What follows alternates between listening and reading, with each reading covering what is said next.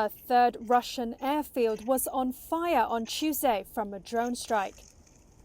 Russian media released footage of what they said was the aftermath of the alleged attack on the Kursk region airfield. The governor said an oil storage tank there had been set ablaze, but there were no casualties. It comes a day after Ukraine demonstrated an apparent new ability to penetrate hundreds of miles deep into Russian airspace with attacks on 2 Russia air bases.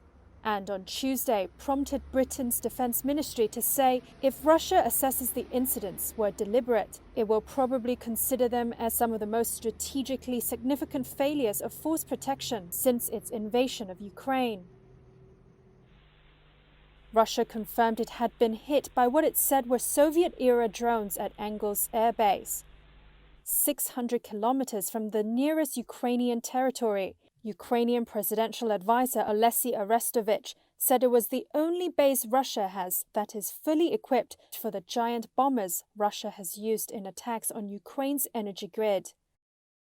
And in Ryazan, just a few hours' drive from Moscow, Kiev did not directly claim responsibility for the strikes. It never does with attacks inside Russia, but celebrated them. The New York Times, citing a senior Ukrainian official, said the drones involved in Monday's attacks were launched from Ukrainian territory, and at least one of the strikes was made in the help of special forces close to the base. Russian commentators said on social media that if Ukraine could strike that far inside Russia, it might also be able to hit Moscow. Russia responded to Monday's attacks with missile strikes across Ukraine, destroying homes and knocking out power. Kremlin spokesperson Dmitry Peskov said on Tuesday that it can agree with the United States about the need for lasting peace in Ukraine, but played down the prospect of negotiations until it achieves the goals of its special military operation.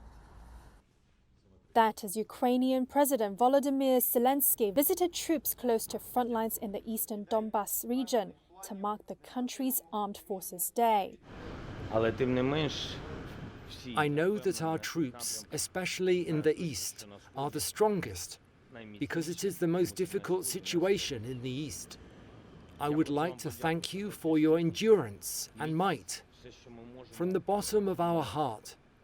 And I think it is a duty of every Ukrainian. We want to help you because you are an outpost of our independence.